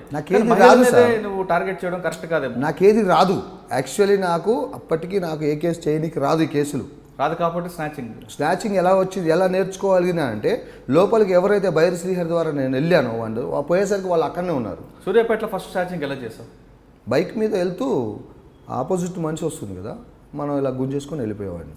అయితే ఫస్ట్ పడిపోయాను, తెలియదు, ఫస్ట్ తెలియదు, కానీ పడి లేచి వెళ్ళిపోయాను ఫస్ట్లో మాత్రం. తర్వాత ఈ కంటిన్యూషన్ అయిపోయింది. Single offender, double offender? Single. Okay. ఇకపై స్నాచింగ్లకి ఎవరు మహిళలు గురి కాకుండా ఉండాలంటే నువ్వేం సలహా ఇస్తావు? మహిళలు ఇప్పుడు మన పోలీసులు చాలా స్నాచింగ్లు చేస్తావు, నువ్వే చెప్తున్నావు. అంటే కొన్ని అక్రమ కేసులు పెట్టుండొచ్చు, కానీ సూర్యాపేటలో, మిర్యాలగూడ, తిప్పర్తిలో చేశారని కన్ఫ్యూజ్ చేసుకుంటున్నాం. పుస్తల తాడు విలువ తెలుసు కాబట్టి మిగతా దొంగతనాలు వేరు. పుస్తల తాడు తెంపుకోవడం అంట్లో మహిళలకి చాలా సెంటిమెంట్ ఉంటుంది. అంటే భర్త చనిపోయాడు అనే ఫీలింగ్ వస్తారు. ఇకపై మహిళలు ఎవరు స్నాచింగ్లు బారి పడకుండా ఉండాలంటే ఓల్డ్ స్నాచర్గా, ఓల్డ్ అఫెండర్గా ఎలాంటి అడ్వైజ్ ఇస్తాం? మన అడ్వైజ్ ఏంటంటే సార్, మహిళలకైతే మనం చెప్పలేము. ఎందుకంటే వాళ్ళు అలంకరణే కావాలి వాళ్ళకి. దేవుడు ఎందుకంటే ఆడవాళ్ళ కోసమే ఈ బంగారం అవన్నీ పుట్టించింది, మన కోసం కాదు. సరే ఈరోజు అంటే మనం కూడా చాలామంది వేసుకునే వాళ్ళు వేసుకుంటున్నారు కేజీలు, కానీ వాళ్ళ కోసమే. అది తెంపుకొని పోవడం అనేది పొరపాటు. ఎదుటోడి తాలిబొట్టే కాదు, ప్రతి సొమ్ము కూడా ఏ వస్తువు అయినా సరే ఎదుటోడి వస్తువు మనం తీసుకోవాలనుకోవటం పొరపాటే. మనం కష్టం చేసి సంపాదించుకుందే మనకు ఉండలేదు ఈరోజు. కానీ ఇక్కడ ఫస్ట్ స్నాచింగ్ కాకుండా చెప్తున్నాను సార్. అయితే స్నాచింగ్ కాకుండా అంటే ఫస్ట్ ఇప్పుడు నేర్చుకునే జనరేషన్ ఎలా నేర్చుకుంటుందంటే, మనం ఫ్లెక్సీలు పెడుతున్నాం, ఏమని తెలుసా, ఇలా స్నాచింగ్ జరుగుతుంది జాగ్రత్త అంటే. ఇప్పుడు మనం ఎవరికి నేర్పిస్తున్నాం దీన్ని? ఎవరికి నేర్పిస్తున్నాము? స్నాచింగ్ ఇలా జరిగిద్దమ్మా నువ్వు కాపాడుకో అని చెప్తున్నట్ట, బాబు ఇలా స్నాచింగ్ ఇట్లా చేయొచ్చు స్నాచింగ్ అని వీళ్ళకి నేర్పుతున్నట్ట.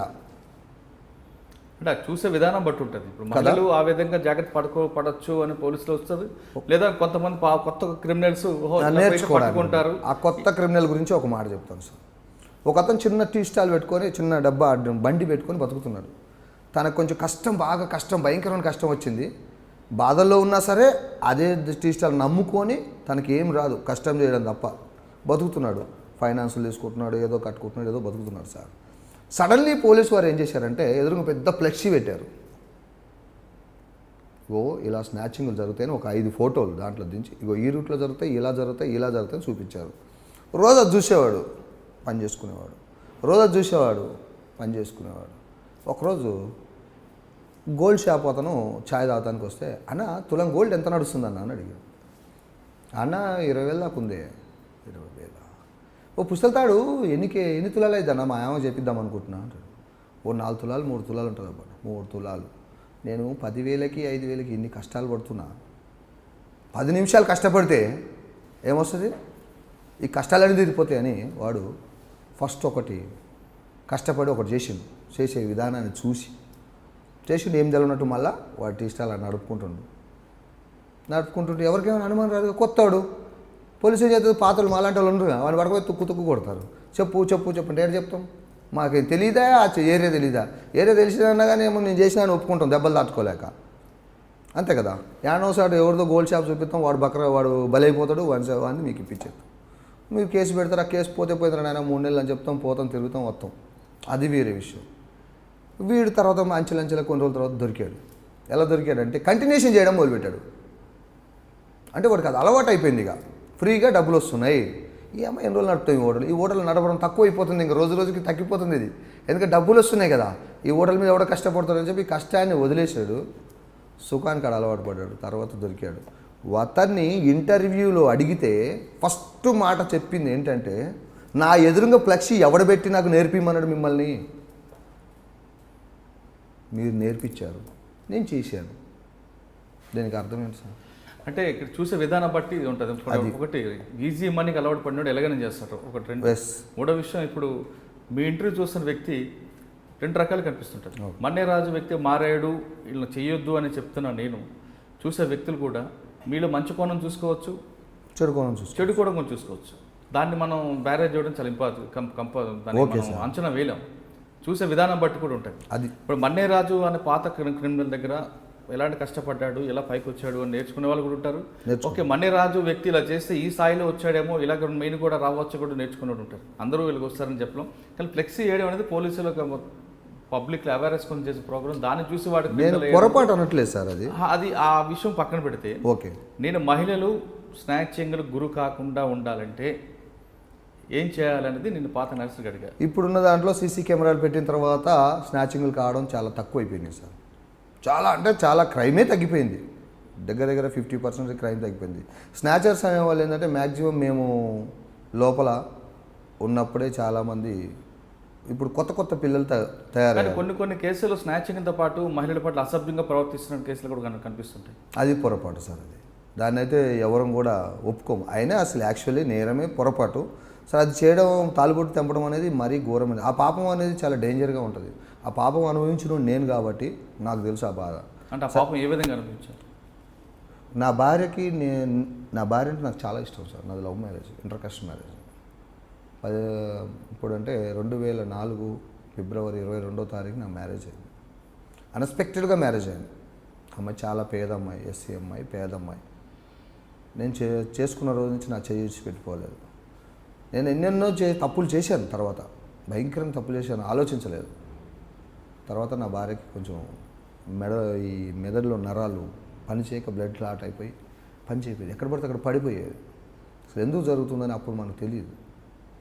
తర్వాత ఎన్ని డబ్బులు వచ్చినా సరే హాస్పిటల్కే, నేను ఇక్కడ సంపాదించుకొచ్చి ఎన్ని సంపాదించినా హాస్పిటల్కే పోసాను. దగ్గర దగ్గర 40 lakhs పైన పోసాను సార్ నేను. అట్లా బతికించుకుంటూ వచ్చాను. ఎంత టార్చర్ అంటే అప్పుడు తల్లిదండ్రులు దూరం అయిపోయారు, ఎవరు పట్టించుకునే వాళ్ళు లేరు, నా భార్యకు అమ్మానాలు లేరు. ప్లస్ చుట్టుపక్కల ఫ్రెండ్స్ అనేవాళ్ళు నేను ఫోన్ చేస్తే స్విచ్ ఆఫ్ ఉంటారు ఫోన్. ఎందుకు ఫోన్ స్విచ్ ఆఫ్ చేస్తారంటే వీడి వల్ల ఏమొచ్చి పడిద్దో మనకనే భయం. భార్యను పెట్టుకొని ఇంట్లో పెట్టుకొని కరెక్ట్గా డోర్ పెట్టుకొని ఉందామన్నా బయట సౌండ్ రాగానే ఏమో ఇంత పేషెంట్ అయినా ఏమైనా వదిలిపెట్టి నేను పారిపోవాల్సిన పరిస్థితి. హాస్పిటల్లో పెట్టినప్పుడు కూడా దొంగసాటుగా రావాల్సిన పరిస్థితి చాలా అనుభవించిన. తర్వాత ఈమె చాలా ఎలాంటి తర్వాత నడువులు పడిపోయినాయి. ఆమె గోస అనుభవించింది. ఆమె అన్నది నోరు తెరిచి, నువ్వు చేసిన పాపాలకే నేను నీ శిక్ష అనుభవిస్తాను. దేవుడికి నీకేస్తే కనుక నువ్వు శిక్ష అనుభవించినట్టు ఉండదు. నువ్వు ఇష్టపడే వాళ్ళని చేస్తేనే తర్వాత నువ్వు ఆ బాధ విలువైందో, ఆ బాధ ఎదుటోడు పడ్డ బాధ విలువైందో నీకు తెలుస్తుంది. అందుకే దేవుడు నాకు ఈ పనిష్మెంట్ ఇచ్చాడు, నేను అనుభవిస్తున్నా. ఇంకొకసారి ఇట్లాంటి దాంట్లో పోకయ్యా, అది చేస్తే ఇంక నేను బతుకున్నా వేస్టే.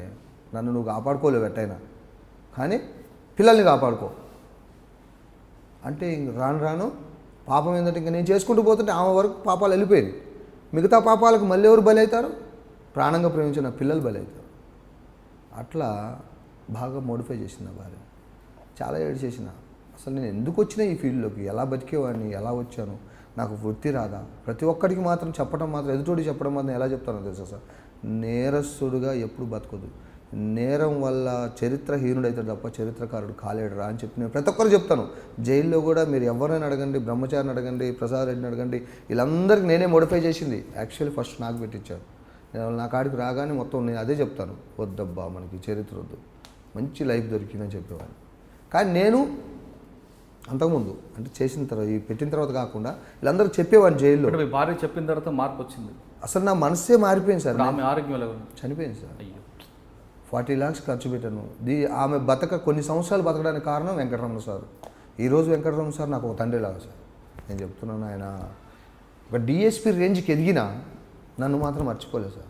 నేను ఆయనకి ఇచ్చింది ఏమీ లేదు. ఈరోజు చెప్తున్నాను, ఆయనకు ఒక కేసు కూడా ఇవ్వలేదు. నేనున్నప్పుడు నన్ను అరెస్ట్ కూడా చేయలేదు ఆయన. నేను మంచిగా ఉన్నప్పుడే వచ్చిండు ఆయన. కానీ నాతో ఎందుకు అతను అంత ప్రేమ పెంచుకున్నాడు. అరే వీడు ఒక మంచి వ్యక్తి, వీడిని మార్చాలా, వీడు మంచిగా ఉండాలా. నా విషయంలో ఎవరు వచ్చినా సరే ఫస్ట్ ఆయన వచ్చేస్తాడు. ఏమైంది, వాడు ఏం చేశాడు, వాడు మంచిగా బతుకుతున్నాడు, మీరు ఎందుకు వస్తున్నారు అనే విషయంలో చాలా కోఆపరేషన్ చేసి నన్ను ఎదుటి వ్యక్తి ఆ లోకల్ వాళ్ళు కూడా బెదిరిస్తే కూడా, నైట్ పెడుతున్నాం అని బెదిరిస్తే కూడా ఆన్ ది స్పాట్లో పోలీసు వాళ్ళని పంపించేవాడు, బండ్లు పంపించేవాడు. వాడిని బతకని. మీ భార్య విషయంలో ఆయన ఏ విధంగా సహకరించారు? నా భార్యను తీసుకొని నేను, నా జోబులో 5,000 ఉన్నాయి సార్, ఎక్కువ లేవు అప్పుడు. టీ స్టాల్ మీద పని చేసుకునేటప్పుడు అయ్యే ఉంటాయి కదా సార్. అయితే మన దగ్గర హాస్పిటల్ ఉంటుంది, ఇది మీనాక్షి హాస్పిటల్ బాలాజీ నగర్, అక్కడ తీసుకెళ్ళాను. సీరియస్ అయిపోయింది, అక్కడ ఆశ వదులుకోమన్నారు. రాజు బతకడబ్బా ఇంక వేస్ట్. అప్పుడు ఓమ్ని సిగరెట్లు అమ్మడానికి ఓమ్ని కారు కొనుక్కున్నాను సార్. ఓమ్ని కారులో పడుకోబెట్టుకున్నాను. వెనక ఆమె, ముంగల నేను, ఎవరు లేరు, ఒంటరి జీవితం. కొంచెం ముందలకి నోబెల్ స్కూల్కి ఆమెను తీసుకున్నాను, బండి వేసుకున్నాను. నోబెల్ స్కూల్కి వచ్చేసరికి ఇంక ఏడుపు వచ్చి ఆగట్లేదు నాకు. ఏడుపు నాకు ఎవరు గుర్తు రావట్లేదు, ఎవరికి ఫోన్ చేయాలో తెలియట్లేదు. జోబులో డబ్బులు లేవు, ఆడ హాస్పిటల్లో కట్టేశాను. నాకేం అర్థం అవ్వట్లా, ఎవరికి ఫోన్ చేయాలో తెలియక వెంటనే వెంకటరామ సార్ ఫోన్ కొట్టేశాను. సార్ పరిస్థితిని ఏడిచాను, ఆమె చచ్చిపోతే మనం నేను బతకను సార్ క్షణం కూడా అని చెప్పాను. వెంటనే నువ్వు ఇమీడియట్లీ తులసి హాస్పిటల్కి రా అన్నాడు. తులసి హాస్పిటల్కి ఆయన వచ్చి మాట్లాడి జాయిన్ చేసి ప్రతి క్షణం ఒక ఎస్ఐని పంపించాడు సార్. ప్రతి క్షణం నైట్ డ్యూటీ ఉంటే నైట్ డ్యూటీ సార్ రావాలి, డే డ్యూటీ ఉంటే డే సార్ చూసిపోవాలి ఖచ్చితంగా వాడు ఎట్టుండి ఏందని. ఎందుకంటే అంత ప్రేమ సార్ నాకు ఆమె. వీడేమైనా పిచ్చోడు అయిపోతారని చెప్పేసి భయపడ్డాడు. అయినా హాస్పిటల్లో ఒక 7 లక్షల దాకా వసూలు చేశారు మా అన్నయ్యలు. అప్పుడు వచ్చారు మా అన్నయ్యలు, మా అక్కలు. ఏమో లాస్ట్ స్టేజ్కి పోయినాక వచ్చేసి దెబ్బ పైసలు ఆడేది వచ్చి కట్టారు. నేనైతే 10 రూపాయలు 15 రూపాయలు వడ్డీ అంటే కూడా వడ్డీ ఆశకి జనం ఇచ్చారు పైసలు. రామ్ కుమార్ సారు, మన Venkataramana sir, Nageswara Rao SI, Sudheer Reddy SI, వీళ్ళందరూ ప్రతి క్షణం వచ్చి కాపాడారు. అయితే అక్కడ ట్రీట్మెంట్ సరిగా లేదు సార్, డేంజర్ అయిపోయింది. మాకు సీరియస్ అయిపోయి ఇంకా మొత్తం లాస్ట్ పొజిషన్కి, ఫైనల్ స్టేజ్కి వెళ్ళిపోయింది. వెళ్ళిపోయిన వాళ్ళు బాబు ఎంత ఖర్చు పెట్టగలుగుతావు అన్నారు. ఇంకేం పెడతాను సార్, నా దగ్గర లేకనే అన్ను అప్పులు తెచ్చి పెట్టిన. ఇంకా నేను పెట్టే స్టేజ్లో వెళ్ళాను సార్ అంటే ఇంకా 1,50,000 కట్టి తీసుకొని పో అన్నారు. 1,50,000 కాదు, నా దగ్గర రూపాయి లేదని చెప్పి నేను అప్పుడు 300 ఉన్నాయి నా జబ్బులు. వెంకటరామ సార్ అప్పుడు వచ్చేసి యాజమాన్యంతో మాట్లాడి డిశ్చార్జ్ చేయించాను. ఇక్కడ నుంచి నేను ఇంటికే తీసుకుపోలేను కదా సార్, గాంధీకి తీసుకెళ్ళాను. అక్కడ బతికింది సార్. గాంధీ హాస్పిటల్కి వెళ్తే ఇంజక్షన్ ఇప్పిస్తే అక్కడి నుంచి నేను సీఎం క్యాంప్ ఆఫీస్కి వెళ్ళి 12 లక్షలు శాంక్షన్ చేస్తే అక్కడి నుంచి వచ్చి ట్రీట్మెంట్ చేయించుకొని బతికించుకున్నాను. తీసుకొని వచ్చాను. 1 ఇయర్ మామూలు నడులు పడిపోయినాయి సార్, ఏం లేవు, దోగాడు చేతుల్లోనే, చిన్నపిల్లలాగా చేతుల్లోనే పెంచుకున్నా. తర్వాత 1 ఇయర్ తర్వాత కోలుకుంది సార్, మంచిగా అయింది, ఆడింది పాడింది, మంచిగా ఉంది. మన 2018లో జూలై 3వ తారీఖు జ్వరం అన్నది, 4వ తారీఖు ఉదయము 11 గంటలకు అట్లా ఆల్రెడీ తగ్గిపోయింది. నైట్ జ్వరం తగ్గింది, టాబ్లెట్ వేసి మామూలు జ్వరం అనుకున్నా, మంచిగా ఉంది కదా, ఆడుకుంటూ పాడుకుంటుంది కదా అనుకున్నాను. ఉదయము వామిటింగ్స్ అవుతుందంటే హోటల్ కాంచి ఉరికాను, నైట్ ఉంటుంది కదా హోటల్లో, ఉరికాను. ఆడికి వెళ్ళేసరికి ఆమె ఏమన్నదంటే వామిటింగ్స్ అవుతున్నాయా, ఏం కాదు తగ్గిపోతాలే అన్నాను. పని మనిషి వచ్చింది, పని చేస్తుంది, బట్టలు ఉతుకుతుంది, అన్నీ ఉతికించుకుంది ఆమె. 11 గంటలకు హాస్పిటల్ పోదామని ఎర్రగడ క్యాన్సర్ హాస్పిటల్ తీసుకెళ్ళాను సార్. అడిగి పోయినాక గ్లూకోజ్ ఎక్కుతూనే ఉంది, ఆక్సిజన్ ఎక్కుతుంది. లాస్ట్ మాట ఒకటే మాట సార్, మా జీవితంలో మేము ఎదురు అంత ప్రేమ బతికాం సార్. అవేళ బతారా పిచ్చోడా, నేను ఇట్నే చచ్చిపోతా. అది పిచ్చిదా, నువ్వేం చచ్చిపోతావు, అంత స్టేజ్కి పోయిందనే బతికించుకోసుకున్నాను. జ్వరం ఏం చేస్తుందని నేను అనుకున్నాను సార్. ఖాళీ ఛాయ్ తెస్తామా అంటే ఛాయ్ తెప్పాను. అట్లా బయటికి వెళ్ళాను సార్, చెయ్యిలా లేపింది, అట్లా చనిపోయింది సార్. అదే స్టేజ్. కానీ బతుకున్నంత కాలంలో ఏ రోజు సుఖపడలేదు సార్. అది నన్ను నమ్ముకొని వచ్చింది కానీ ఏ రోజు సుఖపడలేదు. కనీసం ఇప్పుడు మంచి స్టేజ్కి ఎదిగిన, ప్లాట్లు రియల్ ఎస్టేట్ అని చెప్పి మంచిగా ఎదిగిన, సంతోషపడే టయానికి ఆనందాన్ని అనుభవించాలి, ఒక చనిపోయాను సార్. అదొక్కటే బాధ నా జీవితంలో.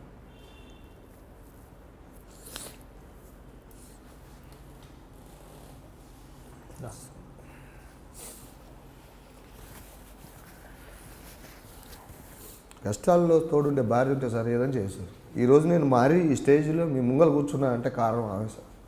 ఆఫీసర్ల దగ్గర పోయింది, బతలాడుకుంది, కాలు మొక్కింది, అందరిని బతలాడుకొని ఏదో రకంగా నన్ను ఒక స్టేజ్లో పెట్టుకోవాలని. ఈరోజు ఆ రీసెల్ నాకు భయం అయింది సార్. ఫస్ట్లో పెట్టినప్పుడు పోలీసులు వచ్చి తీసుకుపోతారు, మళ్ళీ కేసులు పెడతారని భయం.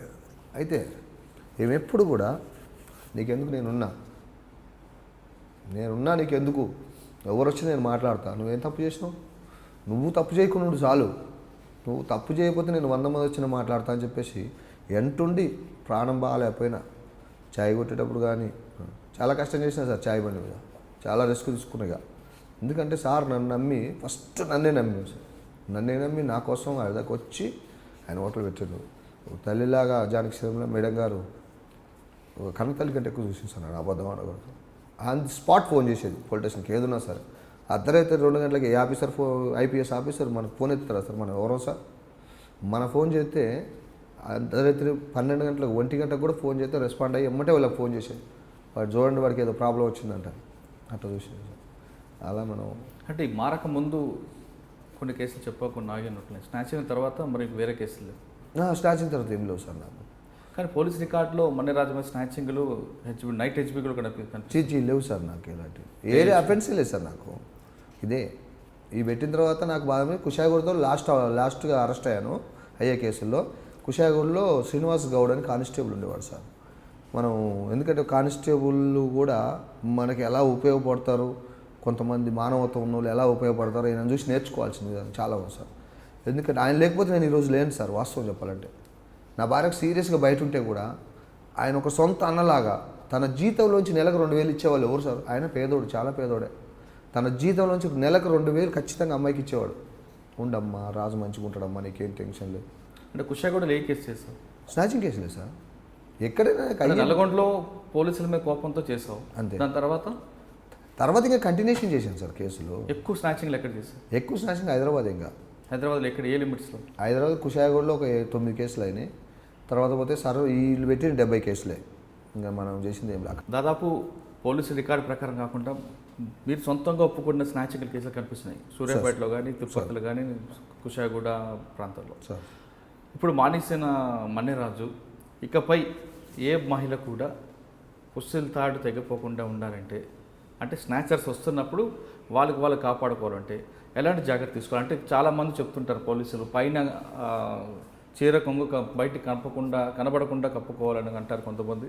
మరి కొంతమంది చైన్కి బ్లౌజ్కి కలిపి పిన్నిస్ పెట్టాలంటుంటారు. ఈ రెండు వల్ల సాధ్యమే అంటారు? కొంగు వల్ల సాధ్యమే సార్. కొంగు కప్పుకోవడం వల్ల సాధ్యమే, కానీ పిన్నిస్ వేయడం వల్ల సాధ్యం కాదు. పిన్నిస్ పెట్టడం వల్ల ఏమవుతుందంటే పిన్నిసు ఆగదు, బట్ట కదా, దానికి మీరు పెట్టేది బట్టకే కదా, అది ఎందుకు ఆగుతుంది? ఆగదు కదా. స్నాచింగ్ ఏ విధంగా చేస్తారు మీరు?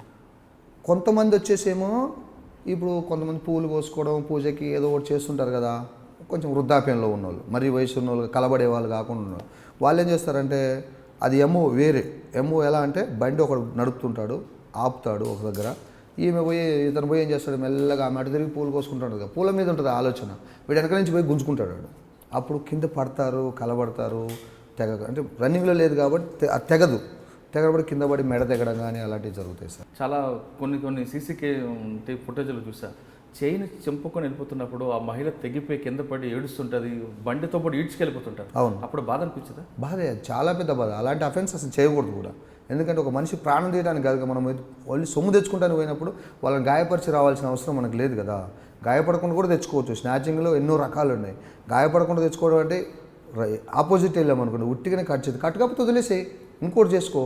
ఇప్పుడు సడన్లీ తెగలేదు అనుకోండి, వదిలేయాలి, ఏలే కదా, ఏలే కాబట్టి నువ్వు వదిలేయి. కానీ తీసుకునే క్రమంలో కొన్నిసార్లు మహిళలకు జాకెట్లు కూడా చిరిగిపోయిన దృశ్యాలు కనిపిస్తుంటాయి. అది బాధ అనిపించదా? చాలా పాపం అది. బాధే కాదు, పాపమైన అది ఎంత పాపం అంటే మరి దారుణమైన పాపం. అలాంటి దాన్ని ఎవరు కూడా యాక్చువల్గా అలాంటి వాళ్ళని ఎన్కౌంటర్ చేసి పడేసేయాలి డైరెక్ట్. ఇంకా మళ్ళీ మాట్లాడకూడదు వాళ్ళ గురించి. అంటే మన్నేరాజు స్నాచింగ్లో ఎప్పుడు అలాంటి పాప పని అవసరమైతే 10 వదిలేస్తాను, ఒక్కడు దొరికినా చాలు. అంతేగాని అలాంటి పాప పని మాత్రం నేను చేయను. ఇంతవరకు జరగలేదు. మీరు పోలీస్ రికార్డులలో ఎక్కడైనా ఎంక్వైరీ చేయొచ్చు, ఎక్కడైనా అడగొచ్చు మొత్తాన్ని. ఎక్కడ కూడా అలాంటి పాప పని చేయలేదు. చేసినా కానీ నాకు మనసు రాదు. మళ్ళీ వెంటనే నేను ఏదో ఆలోచనలకి డిప్రెషన్లోకి వెళ్ళిపోతాను. ఇంటికి వెళ్ళి నేను తిన్నాను. ఈ సొమ్ముని ఏం చేస్తానంటే, మీకు ఇంకొక విషయం చెప్పాలి, ఈ సొమ్ముని నా భార్య యాక్సెప్ట్ చేయలే. ఈ విషయం మీకు బాగా చెప్పాలి, యాక్సెప్ట్ చేయలే. ఈ సొమ్ముని ఏం చేసేది తెలుసా ఆమె? అనాథ పిల్లల కోసమని ప్రతి వారం అనాథ పిల్లలకి ఖచ్చితంగా మానసిక వికలాంగులకి, అనాథ పిల్లలకి వారం ఫుడ్డు అక్కడనే వండుకో, ఉదయం పాల నుంచి సాయంత్రం భోజనం దాకా ఆమె అక్కడనే వండి పెట్టేసి వేస్తూ ఉంటుంది. వృద్ధాశ్రమాలకి మానసిక ఇట్లా చేసిద్ది అన్నట్టు. అలా పెట్టేదే తప్ప ఏం వాడుకోపోయేది. అది ఏమో పని. అది అంటే ఇన్ని రకాలుగా చేసుకున్న మన్నేరాజు మారడానికి ప్రధాన కారణం భార్య చెప్పిన మాటలు అనేది చాలా స్పష్టంగా తెలుస్తుంది. తర్వాత సివి ఆనంద్ గారు ఛాయ్ దుకాణం పెట్టడం, వాళ్ళ పోలీసుల కనుసనాల్లోనే ఛాయ్ దుకాణం నడుస్తుంది. అంటే తర్వాత మారాడని మనం భావించుకోవాలి మన్నేరాజుని. మారాడు చాలా. మారిన అనడానికి 100కి 100%. ఎలాగంటే నన్ను చూసి ఇంకొక 10 మంది మారారు. నేను వాళ్ళకి ఆదర్శంగా ఉండాలనుకున్నా. ఒకటి, నన్ను నమ్మి కన్నతల్లి కంటే ఎక్కువ చూసిన ఒక ఐపీఎస్ ఆఫీసర్ జానకి షరీఫ్ల మేడం గారు, సివి ఆనంద్ సారు నన్ను గౌరవించింది. ఎందుకంటే పక్కన కూర్చోబెట్టారు. ఒక ఐపీఎస్ ఆఫీసర్ పక్కన కూర్చునే హోదా, కనీసం కానిస్టేబుల్ పక్కన కూర్చునే హోదా కూడా కాదు నాది. వాళ్ళని చూస్తే పారిపోయే నన్ను వాళ్ళ చేతితో కాపీ కలిపి నన్ను తాపారు. ఒక సర్కిల్ ఇన్స్పెక్టర్ రేంజ్లో ఉన్న వాళ్ళని ఆఫీస్లో పిలవాలంటే 10 నిమిషాలు కూర్చోబెట్టి ఆ కమిషన్ ఆఫీస్కి వెళ్తాం. అది మీకు అందరికీ తెలిసిన విషయమే. కానీ నాకు అలా వేయలే. వితౌట్ అపాయింట్మెంట్ తోటి నన్ను లోపల పిలిచేవాళ్ళు. అంత ప్రేమగా చూసుకుంటే అంటే వాళ్ళు ఇచ్చిన ప్రేమని నేను నిలబెట్టుకుంటున్నాం. కానీ వాళ్ళతోనే పరిచయాలతో మన్నేరాజు కొంతమంది రియల్ ఎస్టేట్లో దిగి బెదిరిస్తున్నాడు కూడా. లేదండి, అలాంటి బెదిరింపులు నాకు అవసరం కూడా లేదు. ఎందుకంటే మేమేం చేస్తామంటే, ఇప్పుడు మీ దగ్గర ఒక 20 ప్లాట్లు ఉన్నాయి అనుకోండి, మీరు ల్యాండ్ ఓనర్స్ 20 ప్లాట్లు చేశారు, మీరు వెంచర్లు చేశారు, మీ దగ్గర పోయి ఒక రేటు కొనుక్కుంటాను నేను, మీ దగ్గర అగ్రిమెంట్ చేసుకుంటాను. అగ్రిమెంట్ లీగల్గా అగ్రిమెంట్ చేసుకొని దాన్ని నేను ఏం చేస్తుంటే ఒక 10 రూపాయలు ఎక్కువ చూసుకొని, ఒక 10,000 20,000 ఎక్కువ చూసుకొని అమ్ముకుంటాను నేను, అంతే. అంతేకాని మనం దాంట్లోకి వెళ్ళేసి వాళ్ళు దౌర్జన్యం చేసి ఒకటి భూమి కోసం మనం పుట్టలేదు కదా సార్. మనదే మనకు దక్కితే చాలు, మన కష్టార్జితం మనకు దక్కితే చాలు. పక్కోడు కష్టార్జితం గుంజుకోవాలంటే అది ఒకటే. అప్పుడు ఈ దొంగతనం ఒకటే, అది ఒకటే, రెండు ఒకటే. ఈ రకంగా అయితేనేమో ఆడవాళ్ళ దగ్గర కూర్చుకున్నాం, ఆ రకంగా అయితే వీళ్ళ దగ్గర పేదల దగ్గర. ఎవరిదైనా భూమి, వాడు ఎన్నో సంవత్సరాలు 100 సంవత్సరాలు తాతల నుంచి కాపాడుకొని ఉంటాడు ఆ భూమిని. ఆ భూమిని మనం గుంజుకోవడం అనేది అది న్యాయమైన పని కాదు. అంటే భార్య చనిపోయిన తర్వాత ఎక్కువగా అభిమానిస్తున్న వ్యక్తులు ఎవరిని? నా పిల్లలండి. నా పిల్లలే నాకు చాలా నా లోకం, నాకు వేరే లోకం లేదండి. తర్వాత అయితే ఈ మధ్యకాలంలో ఒక అమ్మాయి, నా పిల్లంటే చాలా ఇష్టం అంతకుముందు నుంచి అమ్మాయికి.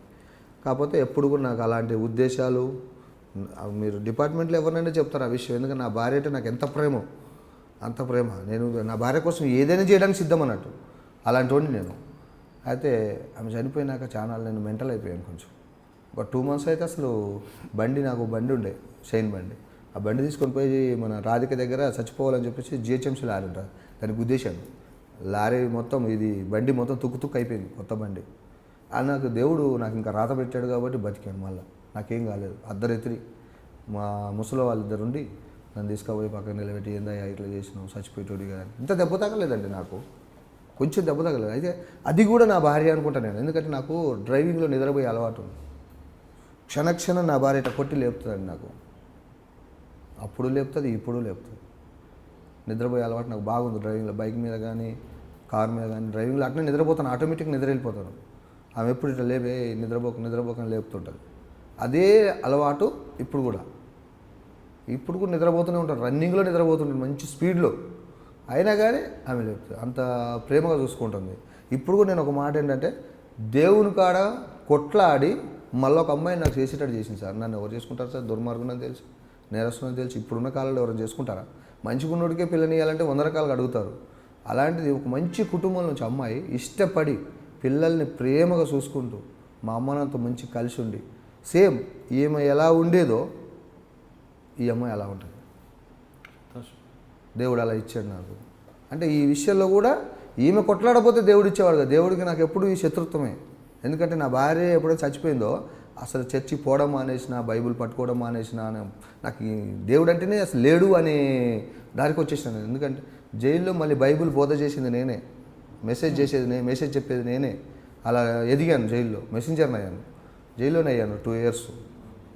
అలాంటి ఎంతోమందిని ప్రసాదన వాళ్ళందరినీ కూడా కూర్చోబెట్టి చెప్పేవాడిని, ఇలా ఉంటుంది మన జీవితం, ఇలా ఉంటుంది. అయితే జైల్లో కౌన్సిలింగ్ అనేది ఒకటి ఫస్ట్, అంతకుముందు కౌన్సిలింగ్ లేదు. అడ్వకేట్స్ అనే వాళ్ళు వేరే వాళ్ళు వచ్చారు సార్. వాళ్ళకి కౌన్సిలింగ్ విధానం గురించి, సార్ జైల్లో కౌన్సిలింగ్ ఇలా ఇచ్చుకుంటే బాగుంటుంది సార్, ఎవరన్నా పంపించండి సార్ అంటే అప్పటికప్పుడు కేఎల్ శ్రీనివాసరావు గారు వేరే అతను ఒకరిని అపాయింట్మెంట్ చేసి రోజు అతను వచ్చి జైలు ఇలా ఉండాలి, బయటికి పోతే మీకు ఇవి ఉన్నాయి, డిపార్ట్మెంట్ నుంచి ఇవన్నీ అవసరాలు తీరుతాయి, మీకు లోన్లు ఉన్నాయి, అన్నీ ఉన్నాయి, మొత్తం క్లియర్గా చెప్పేవాళ్ళు రోజు క్లాస్లో. అలా మాకు మొత్తం మోడిఫై చేయడం జరిగింది.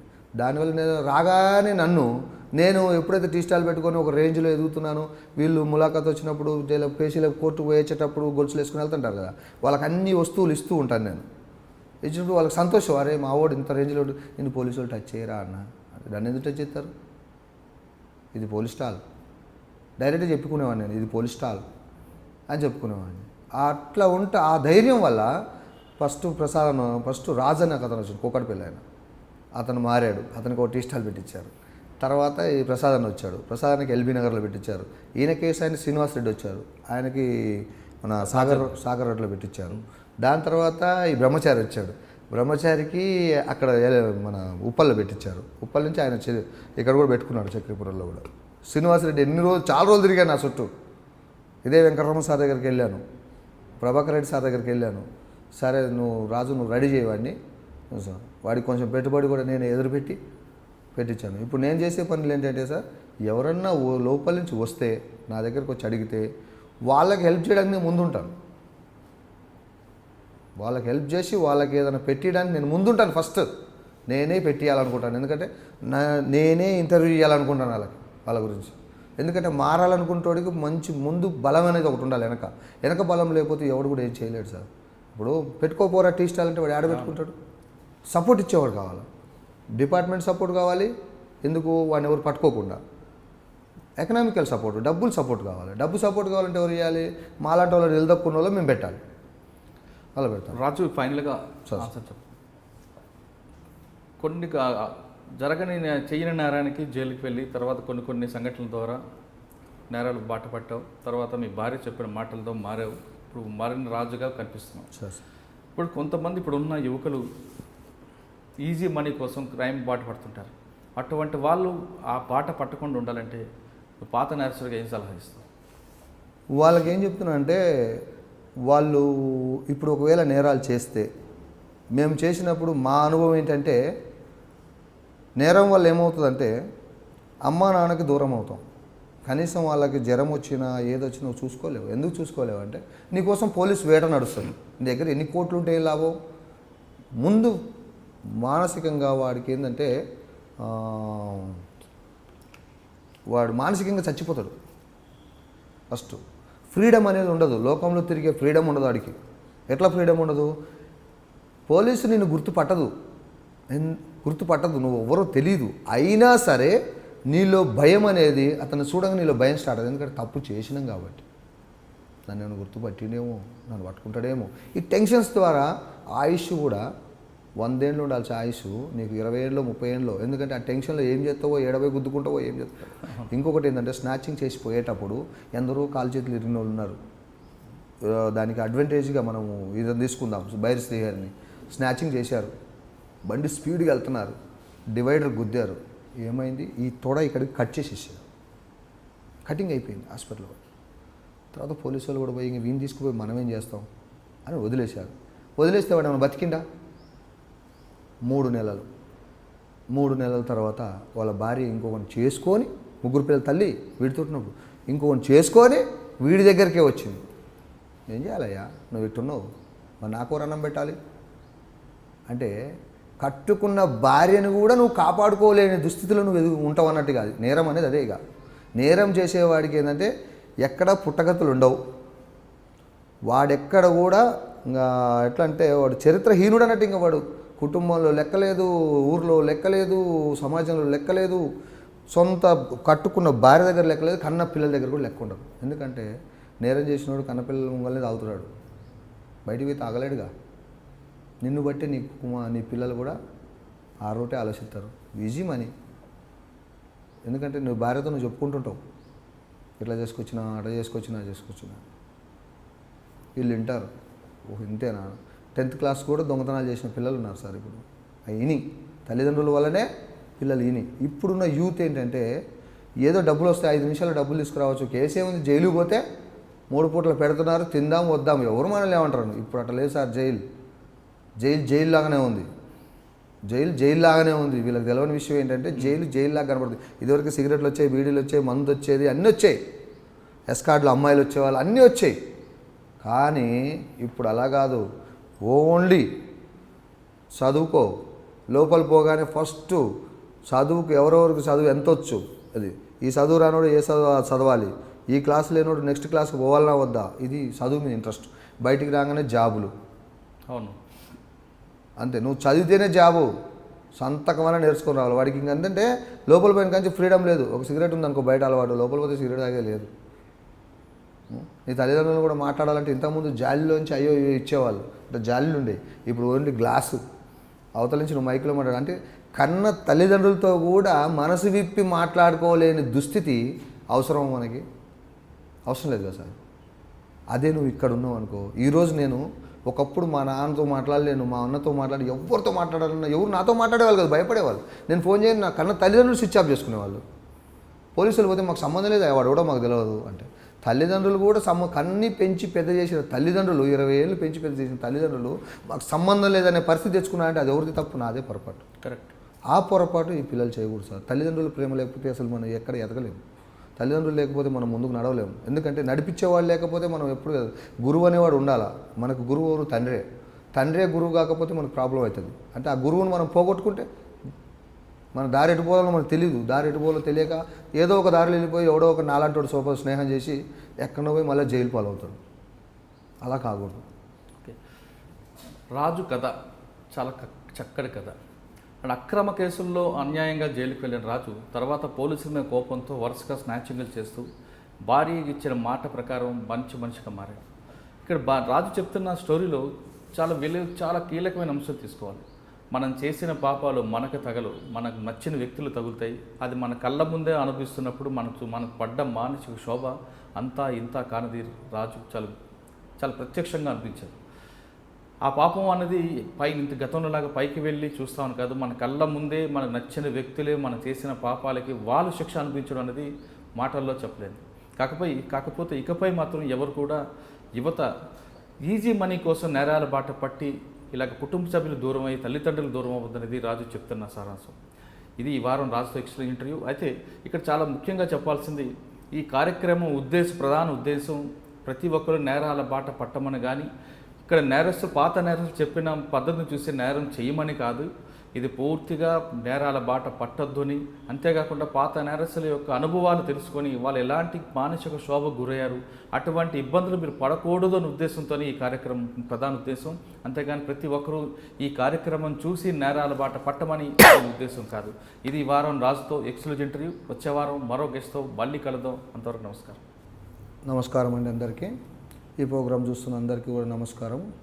ఇది మా జీవితంలో జరిగిన చేదు అనుభవం. ఎందుకంటే మేము గతంలో ఎన్నో నేరాలు చేసి, పాపాలు చేశాను, అలా నేరాలు కాదు అవి, పాపాలు చేసి మానసిక క్షోభ అనుభవించాము. ఎందుకంటే గత కాలంలో ఎలా ఉండేదంటే పాపాలు చేసిన వాళ్ళకి ఎక్కడో పరలోక రాజ్యంలోనో నరకంలోనో శిక్ష ఉంటుంది అనేవాళ్ళు. కానీ అక్కడ కాదండి. ప్రాక్టికల్గా నేను అనుభవించాను. ఎందుకంటే నా కుటుంబంలో జరిగిన సన్నివేశాలు నన్ను అంత మానసికంగా క్షోభకు గురి చేశాయి. అందరికీ దూరం అయి ఉన్నాను. ఈరోజు మరి సివి ఆనంద్ గారి వల్ల, మరి జానకి శ్రీమల మేడం గారి వల్ల, మరి వెంకటరమణ సార్ గారి వల్ల, కొంతమంది డిపార్ట్మెంటు చెడు వచ్చిన వాళ్ళని పట్టుకొని పోతుంది అది అని ఆలోచించవాకండి. ఒకటే మాట, మంచిగా మారిన వాళ్ళకి దారి ఉంది. వాళ్ళే దారి చూపిస్తారు, మార్గదర్శకంగా వాళ్ళే నిలబడతారు, మన మీద ఈగ వాలకుండా వాళ్ళు కాపాడుకుంటారు అని చెప్పేసి నేనే నిదర్శనం అవ్వడానికి. నాకు టీ స్టాల్ ఒకటి ఈసీఎల్లో పెట్టించారు సివి ఆనంద్ గారు. మరి ఆ టీ స్టాల్ నడుపుకుంటూ నేను ఇప్పుడు ఒక హోదాలో ఎదగగలిగాను.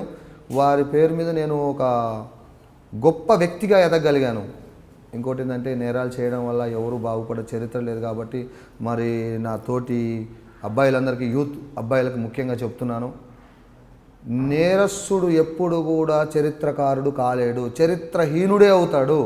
నేరం చేయడం వల్ల ఎవ్వడూ బాగుపడలేదు. కన్న వాళ్ళకి, ఉన్న వాళ్ళకి, ఊరు వాళ్ళకి, కట్టుకున్న భార్యకి, ప్రతి ఒక్కరికి కూడా దూరం కావడమే జరుగుతుంది. దూరమై బతికితే మనశ్శాంతి లేకుండా బతికి ఎన్ని రోజులు బతికితే ఏం లాభం అండి? మనిషి నందై బతకాలి. ఒక్కరోజు బతికినా చాలు. పందయి ఎన్ని రోజులు బతికినా అది వేస్ట్. నా జీవితంలో ఎంతో కాలం పందయి బతికాను. ఇప్పుడు నందిలాగా నన్ను మార్చారు కాబట్టి నేను హ్యాపీగా జనంలో బతకగలుగుతున్నాను. ఒక పొజిషన్లో ఈరోజు వచ్చి ఇక్కడ కూర్చొని మాట్లాడగలుగుతున్నాను మీ సమక్షంలో. దయచేసి ఇంకెవ్వరు కూడా మా జీవితాలని చూసి నేర్చుకోవద్దండి. మంచి నేర్చుకోండి, చెడు మాత్రం నేర్చుకోండి. ఇలా చేయాలనుకోవాకండి. మాలాగా మళ్ళీ మారాం కాబట్టి మారిన వ్యక్తిగా మీరు ఉండాలనుకోండి. గత కాలంలో మేము ఉన్న వ్యక్తిలాగా ఉండాలని మాత్రం మీరు అనుకోవద్దు. దానివల్ల మీరు ఖరాబ్ అయిపోతారు తప్ప బాగుపడేది ఏమి ఉండదు. దయచేసి ఈ ప్రోగ్రాం చూసిన అందరికీ